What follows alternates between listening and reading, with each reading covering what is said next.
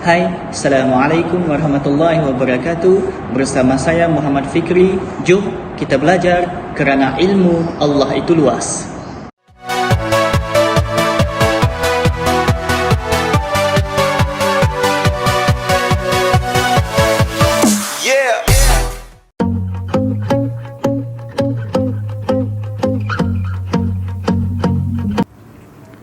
Assalamualaikum warahmatullahi wabarakatuh. Apa kabar semua?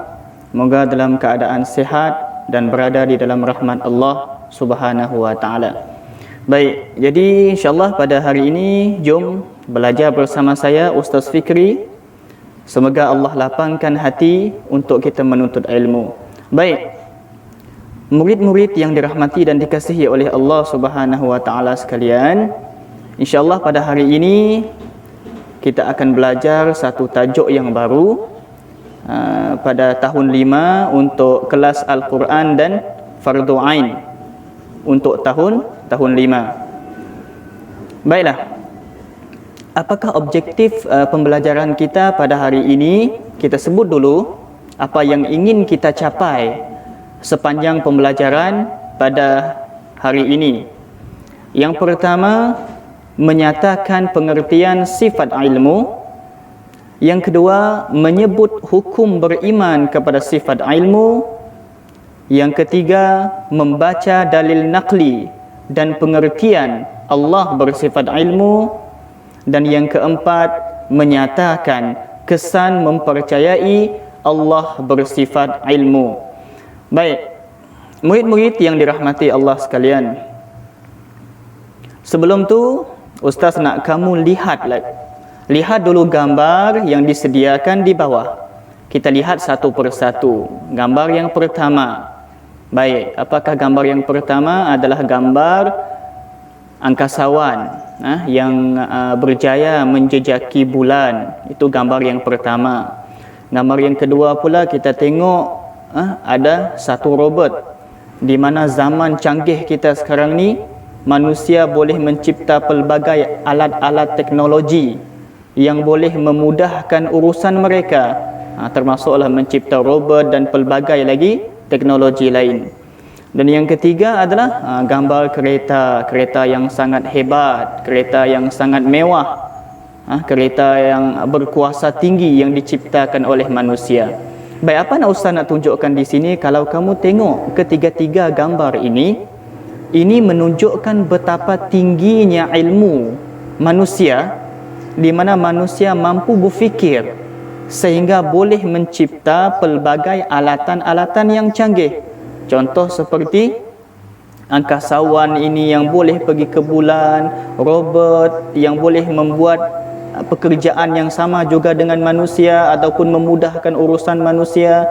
Dan yang ketiga, kereta yang berkuasa tinggi ataupun kereta yang moden. Semua ini menunjukkan bahawa manusia pandai untuk membuat alat-alatan yang canggih. Tetapi ternyata Allah lagi hebat. Kenapa Ustaz kata macam tu? Sebab Allah lah yang menciptakan manusia dan Allah lebih lagi mengetahui segala-galanya daripada apa yang diketahui oleh manusia. Bertepatan dengan tajuk kita pada hari ini, tajuk kita adalah sifat ilmu. Sifat ilmu ini merupakan salah satu sifat Allah Subhanahu wa taala. Kita tahu Allah ada 20 sifat dan ilmu adalah merupakan salah satu sifat wajib bagi Allah Subhanahu wa taala. Baik, seterusnya kita tengok apakah pengertian sifat ilmu Allah. Apa pengertian dia? Pengertian sifat ilmu Allah adalah pengetahuan yang sebenar tentang sesuatu perkara. Pengetahuan yang sebenar tentang sesuatu perkara. Maksudnya di sini Allah mengetahui segala-galanya. Apa yang Allah tahu lebih atas lagi, maksudnya lebih tinggi lagi daripada pengetahuan manusia. Manusia pengetahuan dia ada terbatas, tetapi Allah tiada terbatas. Allah mengetahui segala-galanya. Tak ada yang tersembunyi dalam pengetahuan Allah Subhanahu wa taala. Baik. Tengok, apabila kita mengetahui bahawa Allah itu mempunyai sifat ilmu, yakni Allah mengetahui segala-galanya, dan kita sebagai orang Islam, sebagai orang yang beriman kepada Allah Subhanahu wa taala, mestilah ada hukum dia. Apakah hukumnya kita beriman kepada sifat ilmu? Apakah hukumnya kita mempercayai bahawa Allah itu bersifat ilmu? Hukumnya adalah wajib. Wajib untuk kita mempercayai bahawa Allah itu bersifat ilmu. Kita yakin, kita percaya bahawa Allah mengetahui segala-galanya. Okey. Apakah bukti ataupun dalil yang menunjukkan Allah itu bersifat ilmu? Ada dalil naqli dia. Baik. Apa itu dalil naqli? Dalil naqli adalah merupakan dalil yang ada di dalam Al-Quran dan juga hadis Rasulullah sallallahu alaihi wasallam. Itu dalil naqli. Kalau dalil akli pula, dalil akli apa yang ada dalam pemikiran kita mengenai kekuasaan Allah, itu dalil akli. Kita tengok dalil naqli yang menunjukkan bahawa Allah itu bersifat ilmu, di mana disebut di dalam Al-Quran, di dalam surah At-Taghabin. Dalam surah At-Taghabin ayat yang keempat, Allah berfirman, A'udzubillahi minasyaitonirrajim, wallahu alimun bidzatis sudur. Saya ulang sekali lagi, wallahu alimun bizatis sudur. Sadaqallahul azim. Maksud dia, dan Allah Maha mengetahui segala isi hati. Surah At-Taghabin ayat yang keempat. Maka dalil ini jelas membuktikan bahawa Allah itu mengetahui segala-galanya, sehingga kan apa yang ada di dalam hati kita pun Allah tahu. Apatah lagi benda yang kita buat sehari-hari, semuanya dalam pengetahuan Allah Subhanahu wa taala. Baik, murid-murid, daripada dalil tersebut, daripada dalil ini tadi, apa yang kita dapat? Yang pertama, kamu mesti tahu ilmu Allah itu luas. Ilmu Allah itu maha luas, tinggi dan tidak terbatas. Allah mengetahui segala-galanya. Macam kita manusia, kita terbatas. Ada lagi benda yang kita tak tahu. Ada lagi, banyak lagi ilmu yang kita tak tahu. Tapi Allah, segala-galanya dalam pengetahuan Allah, semua Allah tahu. Yang kedua, apa dia?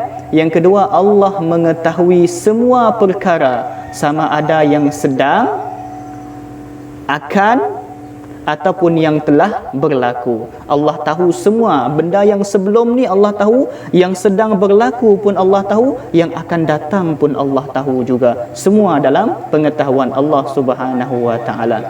Yang ketiga, apa dia yang ketiga? Allah mengetahui segala yang tersembunyi walaupun dalam hati. Apa yang kita bisikkan dalam hati, Allah dengar, Allah tahu. Bahkan daun-daun yang berguguran, yang jatuh daripada pokok pun semua dalam pengetahuan Allah Subhanahu wa taala. Ini membuktikan bahawa Allah itu hebat, Allah itu tinggi ilmu dia daripada ilmu manusia. Baik. Jadi kalau kita tahu bahawa Allah itu bersifat dengan ilmu, Allah itu mengetahui segala-galanya, maka kalau kita percaya bahawa Allah itu bersifat ilmu, kita akan memperoleh pelbagai kesan terhadap diri kita kalau kita percaya bahawa Allah bersifat ilmu. Apa dia? Tengok, kesan mempercayai Allah bersifat ilmu. Yang pertama, menginsafi kelemahan manusia. Ternyata hebat macam mana pun, canggih macam mana pun, tak dapat kita menandingi ilmu Allah Subhanahu wa taala. Ilmu Allah lebih tinggi. Yang kedua, akan menghadirkan rasa takut kepada Allah. Takut kenapa? Takut kita ni ada keinginan nak buat jahat, ada niat nak buat jahat. Ternyata Allah tahu niat kita. Maka hadir rasa takut untuk melakukan dosa kepada Allah Subhanahu wa taala. Yang ketiga, amanah. dalam kehidupan, sentiasa amanah dalam kehidupan, apa tugasan yang diberikan kepada kita, apa tanggungjawab yang diberikan kepada kita, kita buat dengan sehabis baik, sebab Allah juga mengetahui apa yang kita buat. Kita diberi tugas tapi kita tak jujur dan amanah, semua Allah tahu. Maka kalau kita percaya bahawa Allah itu tahu, Allah itu berilmu, Allah Maha mengetahui, maka kita pun akan beramanah dalam menjalankan amanah, menjalankan tanggungjawab dan dalam kehidupan kita. Dan yang keempat ialah mengagungkan kebesaran Allah Subhanahu wa taala. Kita tahu Allah mengetahui segala-galanya, maka ucaplah subhanallah, hebatnya Allah, agungnya Allah, Allah Maha besar, Allahu akbar, sebab Allah itu hebat. Okey, itu merupakan kesan mempercayai Allah bersifat ilmu. Maka daripada perkongsian tadi kita dapat tahu, hari ini kita belajar mengenai Allah itu bersifat ilmu. Kita tahu maksud dia, kita tahu hukum dia, kita tahu dalil ataupun bukti yang menunjukkan Allah itu bersifat ilmu, dan juga apa dia? Kesan kalau kita mempercayai bahawa Allah itu bersifat dengan ilmu. Semoga kita berjumpa lagi pada pembelajaran yang akan datang. Sekian, wassalamualaikum warahmatullahi wabarakatuh.